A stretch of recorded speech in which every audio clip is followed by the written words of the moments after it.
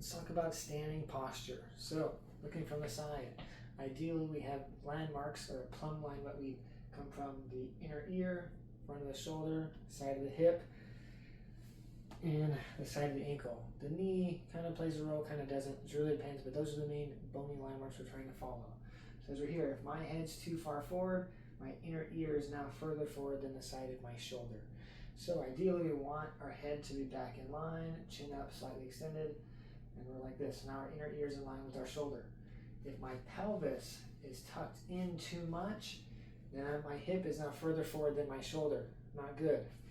Okay, we want to make sure our pelvis is in an anterior pelvic tilt, 8 to 12 degrees. That's normal. Okay, and then our ankles, if our knees are further extended, that means our feet are behind us and my hips in front. This means my pelvis is now too much in an anterior pelvic tilt, greater than 8 to 12 degrees, putting our back in extension, causing other muscles to lengthen, other muscles to shorten, causing problems in the long term over time. So all these postures are kind of all a result of not being in line. But again, no one is perfect and is always in alignment, even with people with no pain and no issues. So is the plumb line perfect? Not necessarily. I was like, but it's a good rule of thumb that we can work towards and find that normal for you. Okay, so here's a posture that we can maintain for the most part, but again, we got to move here and there throughout the day because we can't stay in one position for long. We're just not built for that. So when we're talking about pelvic and neck, shoulder posture that we feel comfortable in standing, a lot of people have a tendency to kind of lean back because it's comfortable here, and when they're tired, they tend to do this motion because you have support. You're kind of resting on your facets in the back, where right there I can't go anymore because now my bones are hitting. And then we're also relying on ligaments. All those things play a role. That's why it's most comfortable. But ideally, we want to keep our core engaged. We shouldn't be pushing our butt out. We shouldn't be extending as we stand. We should be, our core should be engaged. A lot of people don't naturally engage it throughout the day, which is not the best thing. But again, we can't always be on all the time. So we need to actively engage it throughout the day, off, on, and just maintain it when you're walking.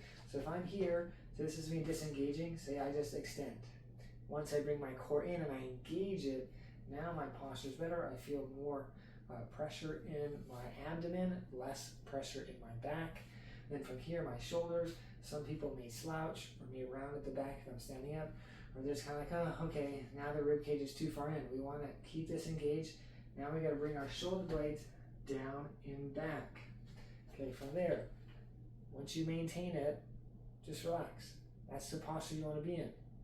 You just don't want to be on all the time. You want to just keep reminding yourself to set yourself up there and then relax. Don't keep it on, because then you're going to start extending in your mid-back and having more problems. So hold it there, and then your head, it shouldn't be like this. You need to bring it back, bring your chest up, engage those shoulder blades, relax. Head-wise, a lot of people think they need to be neutral, like this, like maintaining a chin-tuck position. Incorrect.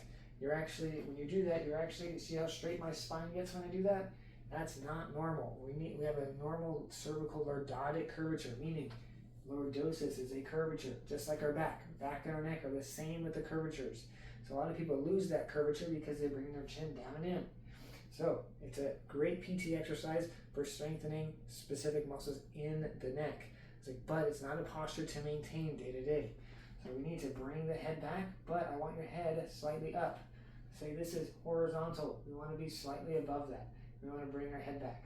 So now from here, I have that normal lordotic curvature, and the ear is in line with our shoulder, which is kind of what we're looking for ideal posture-wise, just so things are in line and working really well. So just to recap, pelvis needs to be in line first. We can't be too far back. We can't be too far forward. We just need to be in the middle, 8 to 12 degrees. Your points of contact are the front of the hip and the back. If you want, someone can come touch you from the side, in the front, in the back, and just see the back should be higher than the front. It shouldn't be neutral, and it shouldn't be the other way where the front is higher than the back. Okay, once the pelvis is in place, engage the core. Okay, bring your shoulder blades down and back. And then you can relax the shoulder blades. The core you can maintain on and off throughout the day. You just don't want to use it all the time, because then it feels like you're kind of restricting your breath. So you just want to kind of have like a reset. Turn it back on, get it going whenever you feel like you're having some aches and pains throughout the day. Then with your neck, same thing, bring it back. If you feel like you're too far forward, or someone tells you why is your head so far forward, you can make that change. So do your chin tuck position, but don't bring it down and in. Come up a little bit, then come back. That's the position you want to be in. And our eyes will be looking down. Our eyes like being looking down at a 30-degree angle. So make sure you're doing all these things posture-wise when you're standing so you can maintain ideal posture. And then when you're like, oh, I'm getting tight, you just move around.